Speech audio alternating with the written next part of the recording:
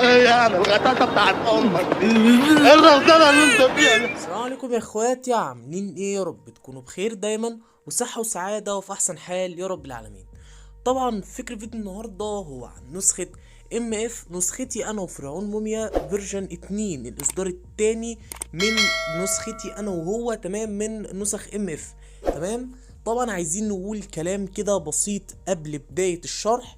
بعرف لكم طبعا معلومات النسخة بتاعتكم الجديدة اللي انتوا هتشتغلوا عليها او هتتعاملوا بيها. النسخة طبعا باسم واتساب عادي جدا زي ما انت شايف كده. النسخة كمان مكان المتجر، يعني هتنزل مكان المتجر، مكان اي واتساب مكان متجر بحزمة كوم واتساب. النسخة في الوصف برابط مباشر، ولكن النسخة بباسورد. لازم انك تاخد بالك من الفيديو لان انا هكتب لك الباسورد على الشاشة، فياريت تعرف انا هقول الباسورد او هكتبه على الشاشة، وهو في الاغلب هكتبه على الشاشة. فاهم حاجة انك تركز معايا في الفيديو وانا بكتب لك الباسورد على الشاشة.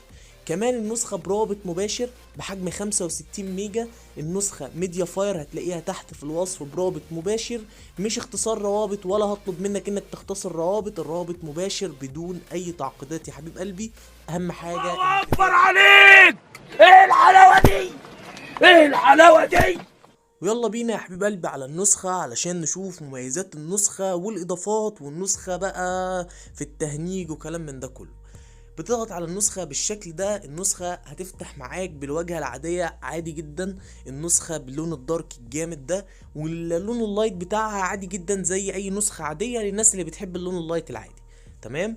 لكن النسخة في الدارك بالشكل اللي انت شايفه ده، النسخة لونها موف، تمام، لون هادي اذا كان للجيرل او اذا كان للبوي. تمام. فانت هتتعامل بالنسخة على تلك، بص على جميع الحالات. تمام. زي ما عرفتكم في معلومات ان النسخة مكان المتجر. تمام. النسخة معربة زي ما انت شايف، وده الشكل بتاعها في الشات. ده شكل الشات عموما عشان تبقى عارف، ده شكل الشات بتاع النسخة، الشكل الرايق اللي انت شايفه قدامك ده. النسخة يعني عادية جدا، بسيطة، فكرتها حتى بسيطة، فكرتها سيمبل جدا علشان الناس اللي بتتعامل وكده، علشان تبقى عارفة ان النسخة اصلا بنهتم بالنسخ بتاعتنا انا وفرعون موميا. كل نسخنا بنتعامل عليها بالمنظر نوعا ما بتاع الشات وبتاع الشكل الخارجي او الالوان، وبنهتم كمان بالتهنيج والزراير اللي بتضاف. تمام. فطبعا زي ما انت شايف ده الفيروس، ده ملف السرعه بتاعي للناس اللي بتقول انت ازاي بتخلي النسخه فيها فيروس. يا حبيب قلبي ده عباره عن ملف سرعه بيتضاف جوه النسخه، بيخلي النسخه زي ما انت شايف بالشكل ده. تمام. فطبعا احنا لو دخلنا عموما على اي فيروس فكده كده النسخه ما بتهنكش تماما، عشان تبقى عارف حاجه زي كده. النسخه ما فيش حاجه اسمها تهنيج. تمام. على فكره التهنيج ده يا حبيب قلبي يعني عباره عن ان انا اصلا مش مفعل ولا زرار للتهنيج. يعني النسخة معاك بالشكل اللي انت شايفه ده بالتهنيج اليدوي فقط، لكن النسخة اساسا مش بتهنج من اي حاجة عموما، عشان تبقى عارف دي حاجة معلومة ليك انت يعني. تمام. طيب علشان ما نطولش بقى في مدة الفيديو، احنا عايزين نخش في المميزات على طول. تعالى يا حبيب قلبي، لو ضغطت على الثلاث نقط بالشكل ده ورحت على كلمة اضافات ام اف من فوق زي ما انت شايف كده، هتروح هنا على المود ده. تمام. مود فكرته برضو بسيطة جدا جدا جدا وعاديه جدا جدا جدا. تمام.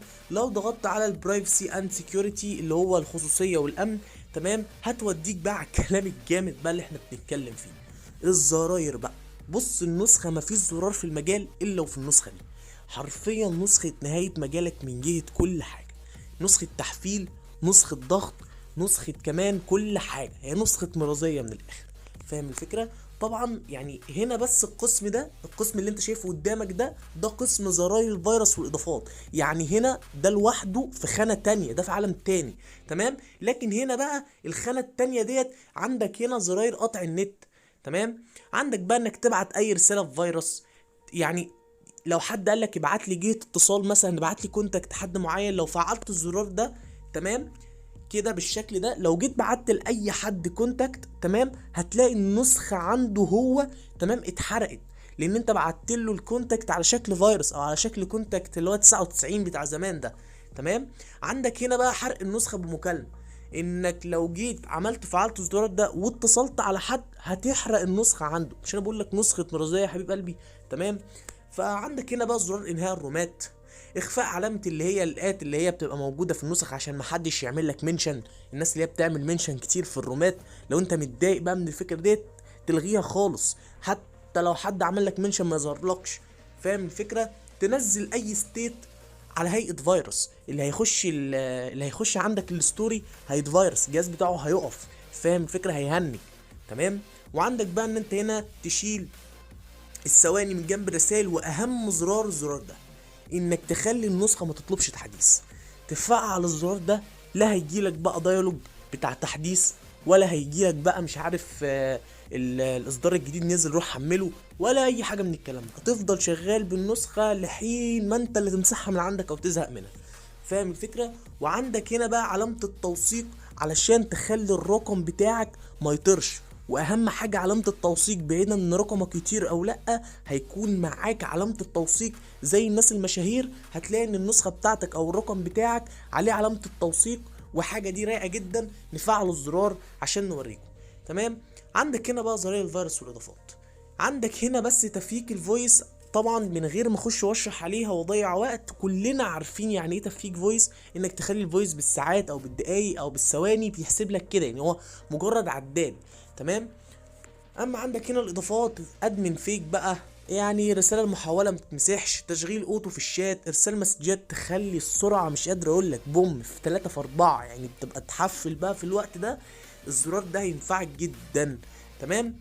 وعندك طبعا هنا بقى زرار الفيروس، زي ما انت شايف كل الزراير اللي بص هتيجي في خيالك واللي مش هتيجي في خيالك موجوده في النسخه.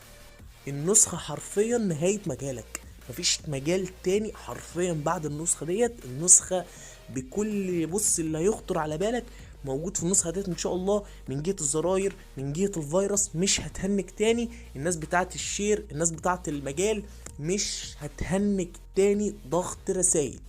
مفيش حاجه تاني يعني اسمها انا هنكت ضغط رسائل، مستحيل. مش هتهنج تاني حاجه اسمها ضغط رسائل. تمام. الظاهر قدامك زي ما انت شايف، قطع نت، اخفاء رسائل في الشات، خلي النسخه خفيفه، اخفاء ريبلاي، اخفاء كلامنا على الستوري اللي هو تشفير فيروس الفيديو.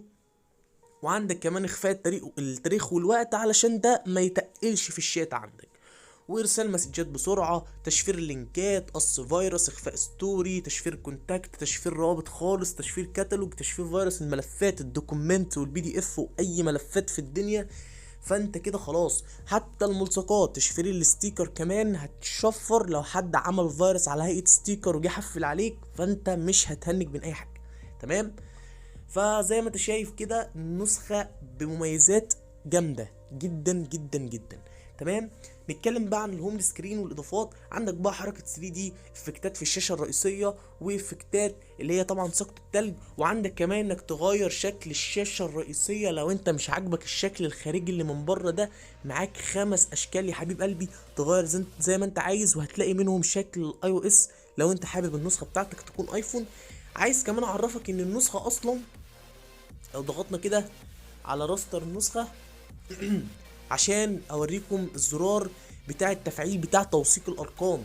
زي ما انت شايف كده قدامك النسخه بعد تفعيل الزرار خلاك الرقم اللي قدامك متوثق. رقمك انت شخصيا هيكون متوثق.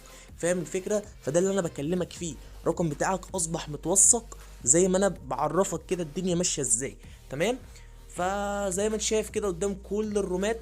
تمام. عندك طبعا لو ضغطت هنا كده في الشاشه، تمام، ودوست على الايموجي بالشكل ده، هتلاقي الايموجي بتاع الاي او اس كله. تمام. الايموجي بتاع الاي او اس كله. تمام. القلب الناري بقى، كل حاجه تتخيلها موجوده. زي ما انت شايف كده مفيش حاجه مش موجوده في النسخه. تمام. كل حاجه واي حاجه هتحتاجها موجوده في النسخه. تمام. وطبعا الستوري بيغير الوان زي ما انت شايف، وبيغير كمان خطوط، بيغير كل حاجه. تمام. بيغير كل حاجه. تمام. زي ما انت شايف كده حبيت برضو اعرفك القصه دي، والتعريب زي ما انت شايف قدامك، وكل حاجه قدامك علشان الموضوع ما يبقاش صعب عليك. وبكده يا قلب اخوك نكون وصلنا لاخر الفيديو. اتمنى بس كده انك تشترك في القناه وتفعل زر الجرس عشان يوصلك كل جديد، ولايك بقى على الفيديو وشير على قد ما تقدر. قدم لكم الفيديو من السفاح، والسلام عليكم.